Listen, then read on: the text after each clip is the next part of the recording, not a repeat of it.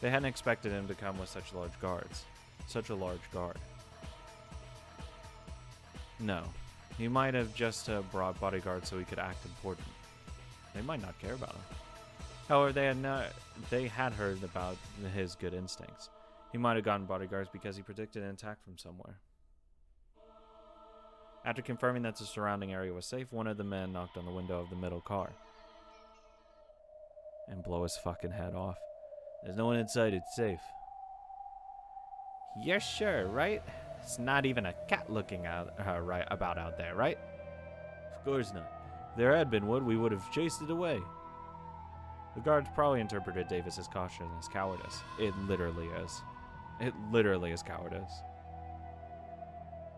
Davis seemed extremely displeased that they took it this way, and he gazed all through the window, looking discouraged. He even glanced at the roof of the building Alan and Keith were on, but at this distance and in this darkness, there was no chance of him spotting them. Davis opened the door a bit violently as he tried to prove he wasn't a coward, and he got out of the car. Bam! Head comes off. Oh god, that would be so fucking tight. That stupid woman. I told her to get her luggage ready and wait in the front hall. She's still getting her makeup on, isn't she? Damn this. Oh, this is why you can't trust women. Bang. Is that him? Checking. Give me additional confirmation, please. Alan was checking the target's facial features with his binoculars. It was almost certainly Davis, but they couldn't afford to shoot an uninvolved person, even if it was a mistake.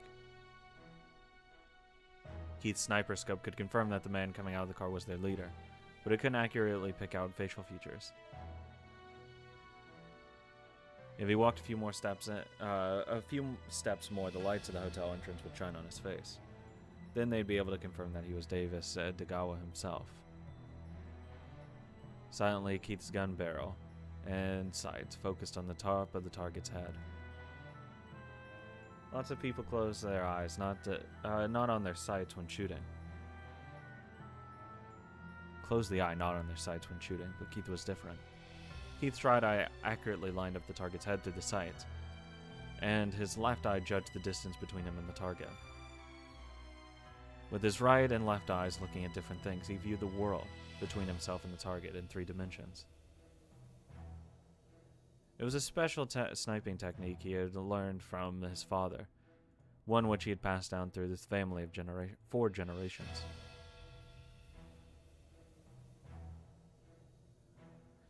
One step at a time, the target approached the light of the lobby.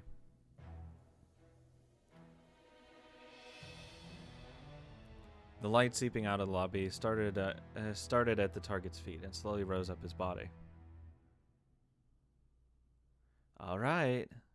The face was clearly lit up by the lights. There was no doubt it was Davis Degawa himself. The street light was in the way. Let him walk a few more steps.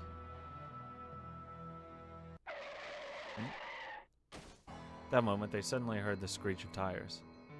Davis was shocked and he rushed into the shadows like a scared cat. What? This sudden, rapid motion was too much even for Keith to track. What just happened? There's a car coming. What's going on? With screeching tires, a single beat-up car came sliding down the street. Son of a bitch! It wasn't about to make the turn, and it came to a stop after pathetically slamming its side against a fire hydrant. The guards all drew their pistols, standing ready with killing intent. Then several young people got out of the car, scratching their heads.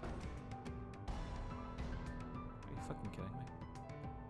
Oliver? What are they doing? Why are they getting in the way?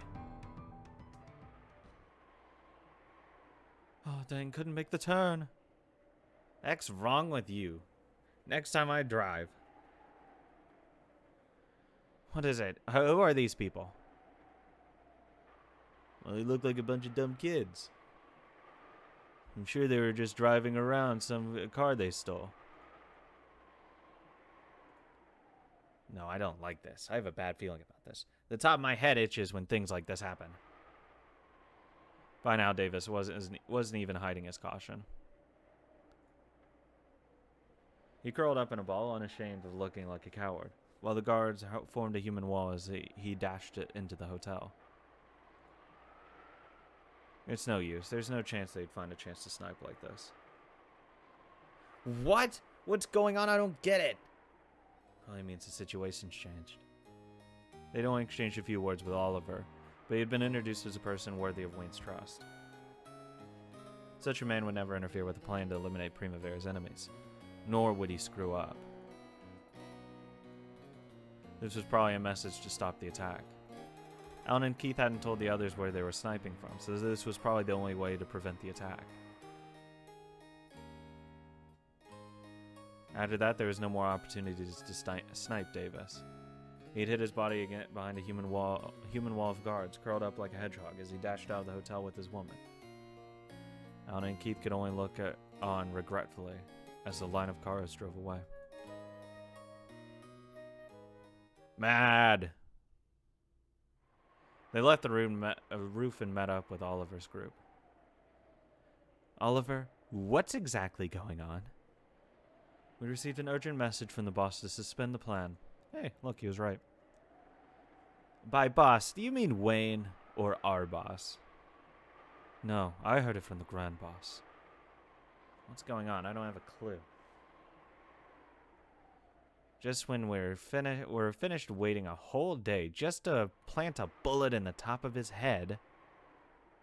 I'm beat. I want to take a shower. Don't get sulky, partner. Let's hear why this thing got suspended. We don't know the details either, but it sounds like he's got someone's backing. Backing? By someone big enough to stop the Great Primavera, which controls City 23? You know there are any names that big left in the city. Who is it? Oh, god damn it. Hey, it's me, Alfred Akagi. Ha ha ha ha. Long time no see, everyone. No need to worry, for I'm healthy and healthy. Energy. Vitality. Ha! Well, that's nice. Sounds like you're in high spirits as ever. I heard rumors about you. Sounds like you and your henchmen have been running about robbing banks and really raking it in. Money's important. I have to give my henchmen a feast. I need many monies. I know it's been a while, so let me explain. We changed a bit since he last threatened us. Now, we're a luxury establishment, even employing the girls favored by the great Director General. I want you to die. Of course, I know Primavera has grown magnificently. But me, I'm the kind of man who burns more and more the bigger and biggest of my enemies are. You haven't changed, Crazy Alfred. He's the backer?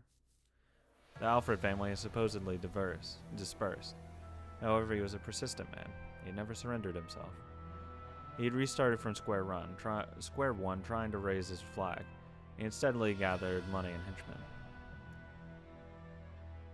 Most villains had huddled under the big tree of Primavera, but there were quite a few who didn't. Plenty of villains felt more and more comfortable with Alfred's crazy personality, instead of Rose's pretty talk. That's because they don't like women. After gathering these people, who just wanted to run wild, Alfred had returned. Fuck off, prick. Davis Tagawa is a friend of mine. And a friend of yours is a fucking enemy of mine. Congratulations. Something unlucky would happen to him. No matter what it is, I will consider it Primavera's doing. And I'll have very much revenge to give you as a present. Fuck off. I'm not losing. Nobody expects Alfred. Didn't think that crazy man would pop up here. Can you just fucking die already? I'm tired of him being existing. Why can't he die? We should have finished him off when we had a chance. You really should have. What we do? If we're gonna go to war with him, we should start soon. He's got a strange sort of charisma. If we're careless, he'll start calling in all sorts of troublesome people. I mean, what you could just do is have them snipe his head off.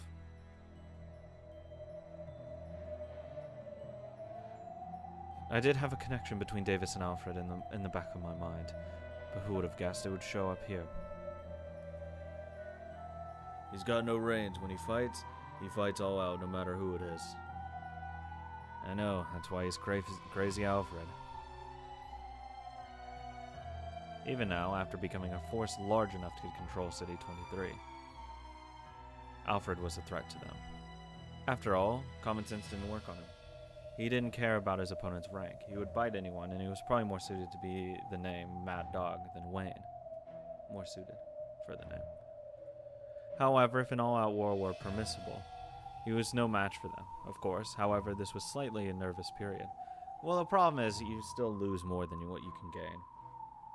Like, you have someone nipping at your heels, you can go all out, but then they're gonna, like, take a chunk out of your fucking calf instead of at your heel.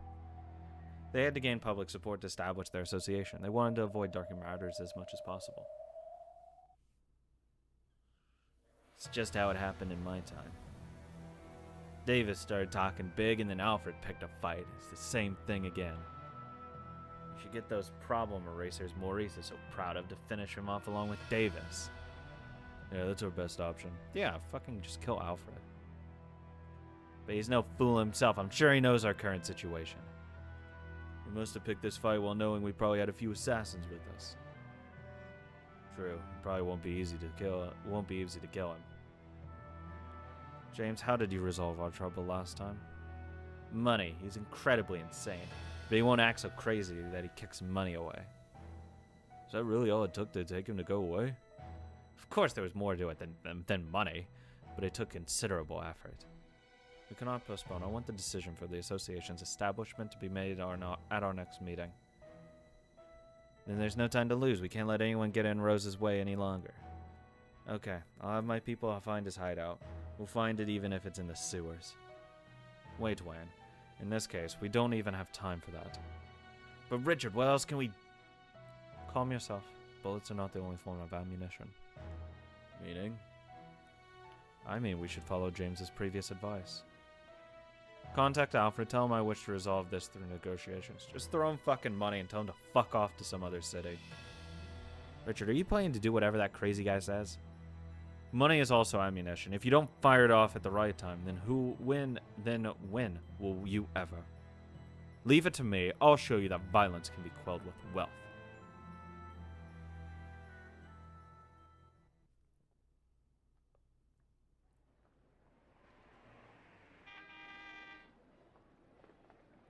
Queen!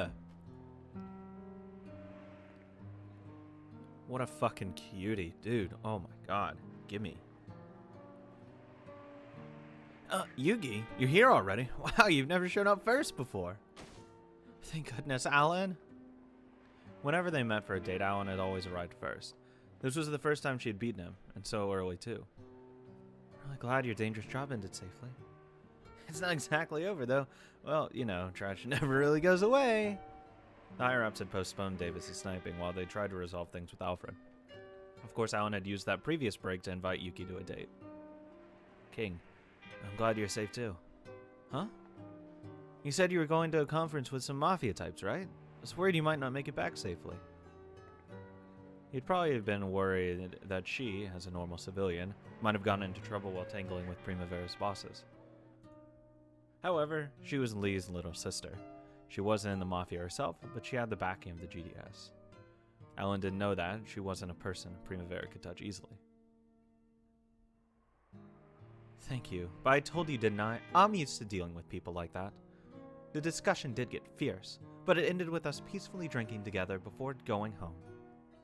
Oh, that's awesome! Nice going, Yuki. Sounds like you'll make it big in the future. So, let's head to that restaurant as promised. I've got reservations. Of course. But since I'm in a good mood, let's start by giving you 10 points. Whoa! They keep rolling in. I want to ask you where you live next. What's wrong? Alan's joking face suddenly went stiff. However, it quickly softened again, and he picked up his pace while putting his arm across Yuki's shoulder. Can we go back to just calling her Yuki? What's going on? I'm in high heels today, so go a bit slower. Do you know anyone in Chinatown? Huh? 2 Chinese thugs have been following us for the last 2 blocks. They're probably underlings of the GDS. Any idea why they might be here? No, not at all. She's pissed! Yes! Alan realized that he was probably being followed.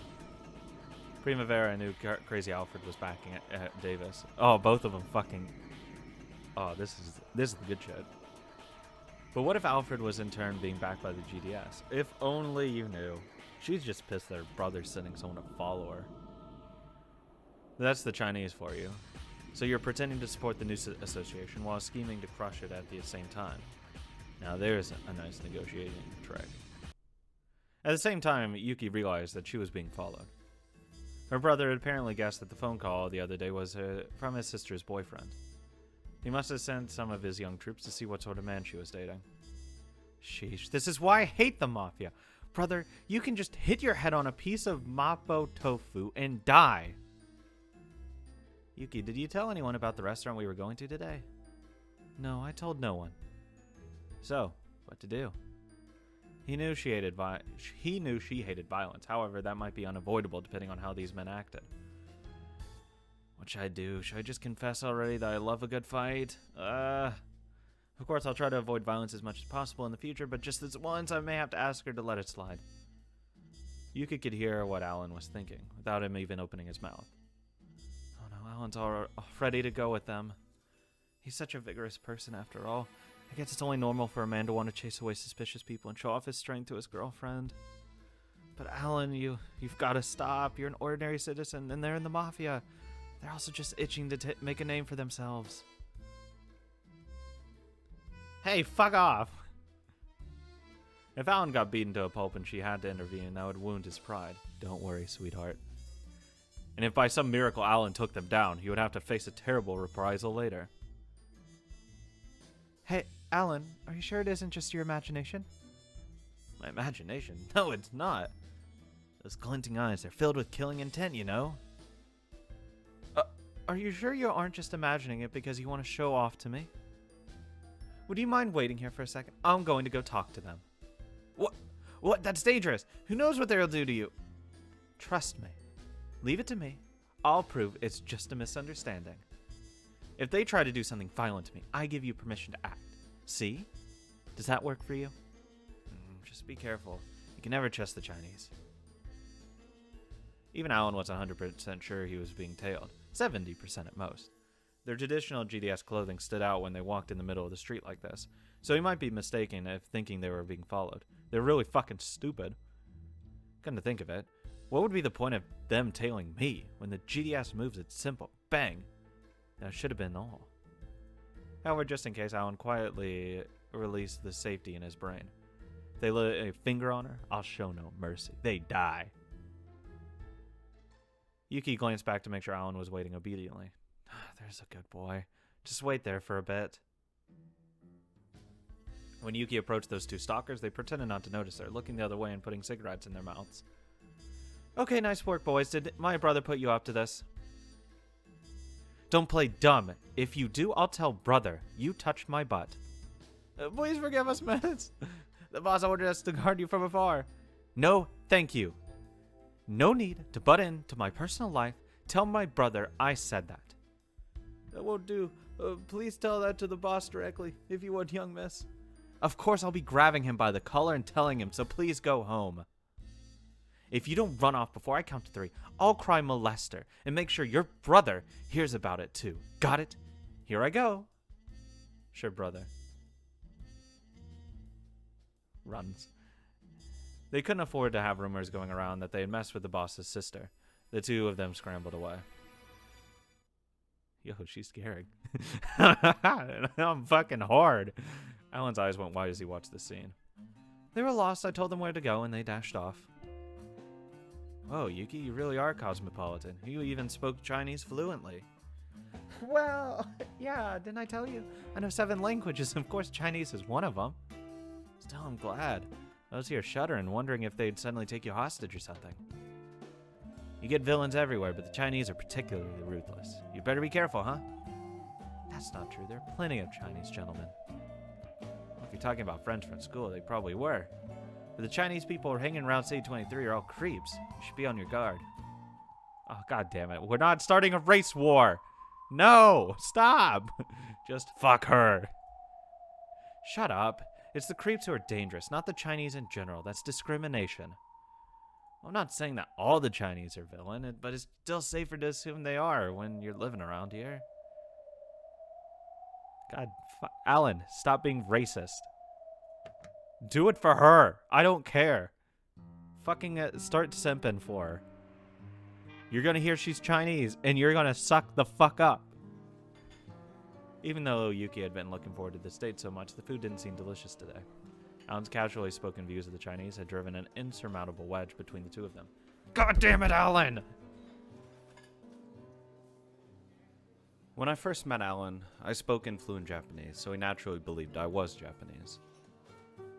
I might have confessed to being Chinese right then and there, but I wanted to see his amiable smile a bit longer, so unfortunately I lied.